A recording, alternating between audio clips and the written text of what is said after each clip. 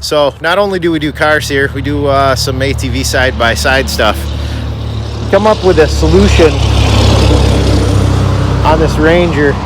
Get tired of strapping stuff down and all that good stuff and things floating around in the bed. So come up with this. I'm gonna put these lock pads down for the stack outs stack outs, the pack out boxes for the Milwaukee pack out stuff, because you can get bins and all kinds of stuff. Like I have a cooler, I got that toolbox. They fit quite a bit of stuff, and you can keep stacking them on top of each other if you want.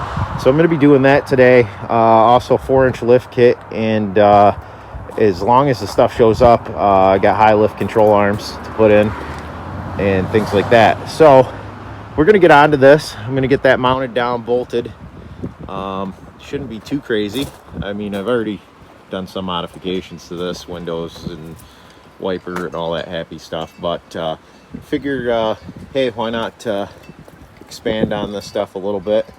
And yeah, this thing pretty much goes everywhere, so I haven't had an issue with it yet. So with a 4-inch lift kit on it and the control arms that move the wheels forward 2 inches, I can actually get 32s on this after. But right now, just sticking to the stock wheels, lift it up a little bit. Then it won't get hung up on anything at all. But let me get to installing this stuff, and we'll see where we're at here. I'm probably gonna have to run and get some nuts and bolts, but I've got it all marked out. I'm a little OCD on my spacing and stuff, so I got it marked perfectly. 4 inches there, 4.5 inches from the side, same thing with the other side. And we'll get this all bolted down. And what's nice is no more straps, no more shit bouncing around in the back of here. Pretty simple solution to that stuff. And then when they're out, you could still use the bed like normal. So why not, you know? All right, let me get to it. I got to drill some holes and run some. All right, like I was saying, pretty simple solution here. I marked everything all out, lined it up, and now I'm just going to take this, ram it through, and have some bolts in. All right. Anyway, so for this side, gonna have to remove the heat shield. It's just a few Torx bits and stuff like that, and then we can get the bolts in. As you can see, got these holes drilled, and you only really need some short hardware. As you can see, they come through the bed. The bed isn't very thick at all. So I'm gonna get some washers. I'm gonna go down to the hardware store, get some washers. I'm probably gonna use some flat Allen bits to go in here. That way they're not actual bolts sticking up.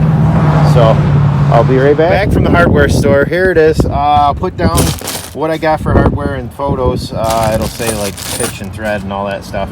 But it's about $25 in hardware, stainless steel. Washers. The biggest thing is the I'll actually staple them shut on me, is the nylon lock nuts, so they don't come off on you. So let me get some of these in there, and then we'll start working on the other side, and I'll show you what you got to rip off in order to get the bolts in. So let me start getting this bolted down, and we'll see where we're at here.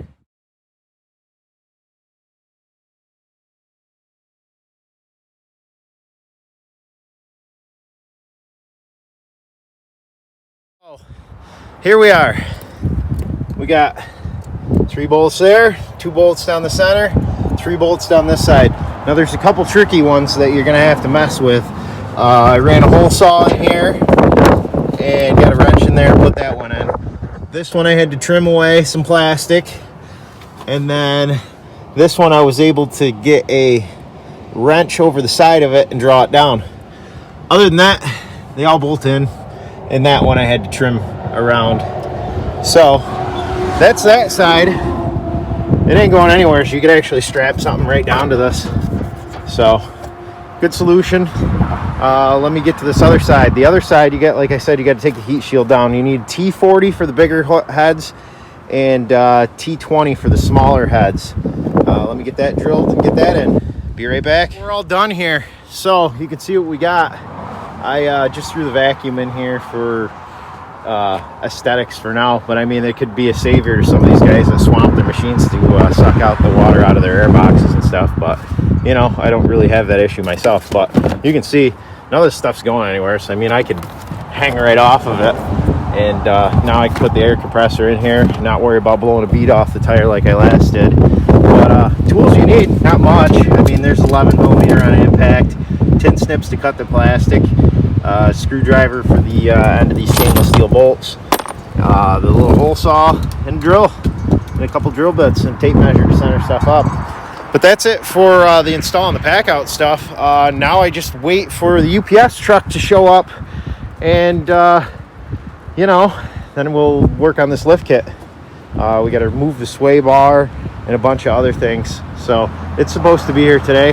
So I will be back shortly when they show up, or not. Anyways, while we're waiting, I just kind of like, you know, threw this at everybody. The reason I decided to go with these pack outs anyways is because they are waterproof. So, I mean, you know, everything here, it's all sealed up. Like I said, I got the air compressor, some jumper cables, a chain in there. I'll have other tools in there when we go out. It's just for purposes of where we're at right now. But I think UPS just showed up with my parts, missed the driveway. But the other thing is too, with these pack outs, I mean, yeah, look, we're not losing anything. They ain't going nowhere. So no wasting time strapping down. You're off and about in about 10 minutes. So there you go. Anyways, it wasn't my lift kit. UPS has it. He's probably still riding around in his truck, but he did grab me one box out. It's my air filter, so we might as well go and head and install this. I don't know, most people should know how to put these in, but why not? It should take about 2 minutes. All right, so it's tight right now, but anyways, you just got to pop these clips right here, right there, right back here. There's one more, and then there's one up front here, and then voila, change the air filter. All right, remember, clean all your shit out of there, because you will get a bunch of dirt and stuff in there.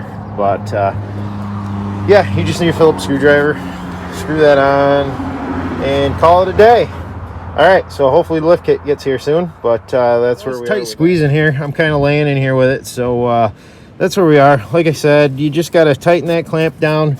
Make sure you're pushing all the way, because this will hit that, and then you just close it up in reverse. Like I said, close them all up, and you're done. All right, so hopefully the lift kit's here soon. All right, well, it showed up. Here it is, 4-inch lift kit, a high lifter. I'm going to start by doing the front, I guess, and not too much to it. Put these on, sway bar relocation for the rear, then these in the rear. There's the hardware, pretty simple install. Then you can put this on the back if you want. I may not, depends on how bad I got to fight with the bed to get it on. So let me get to the front here. All right, first things first, you got to get the shocks unbolted. Two 15mm bolts, just unbolt them up there. And then we've got our front plates. And then we got spacers to go in between it. We're gonna come in, bolt these up here, and then put the spacers in and get the shocks bolted back in. Pretty simple procedure. But you're gonna need spring compressors with this 4-inch lift kit to get the shock down in there. I pried and it wasn't gonna happen. So I compressed the shock or the spring, pushed down on that, and got the bolt through. I'm gonna get these spring compressors off and finish tightening this side down, and this is one side. So I got this back all unbolted. You do have to unbolt the sway bar with this one, and if you got a tail light, you're gonna have to move it down to the lower hole, because your sway bar is gonna ram right into it. So it's all unbolted on this side. I gotta jack it up a little more and get some clearance, but I don't know what she did with the plates.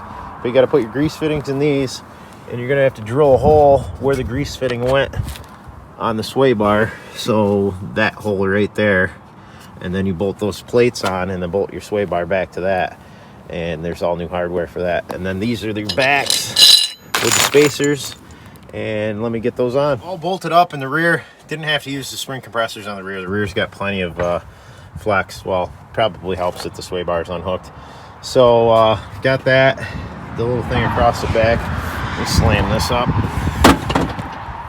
Oh, I gotta put the compressor, or the support on, and then I'll flip this down, and we'll do it up now. All right, for the sway bar here, we got to drill this hole out, And then we have this. Then we're going to mount these between those two holes after you drill them. Then you bolt that through, bolt the sway bar back up. So that's where we're at with this. You can film it if you want. Okay. Oh, then all my tools disappeared. So. All right, now that we have a drill bit that isn't as dull as a butter knife, we can cut through them in 2 seconds.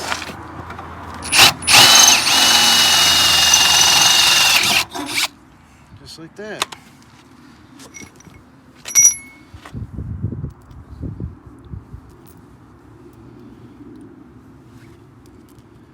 I don't think they gave us enough washers.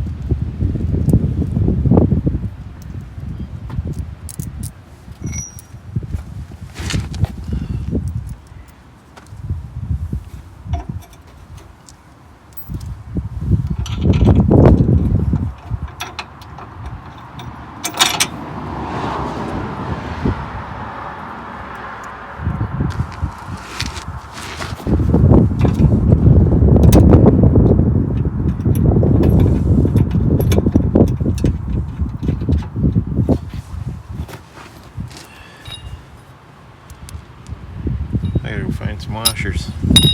So after a couple technical difficulties with washer and stuff, we reused the hardware and got that all bolted back on. But here it is done.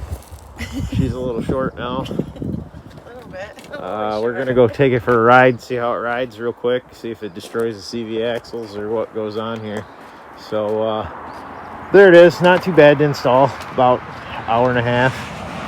Yeah, she's got to really climb in now. So step bars now. After we do wheels and tires, and then she'll need a ladder.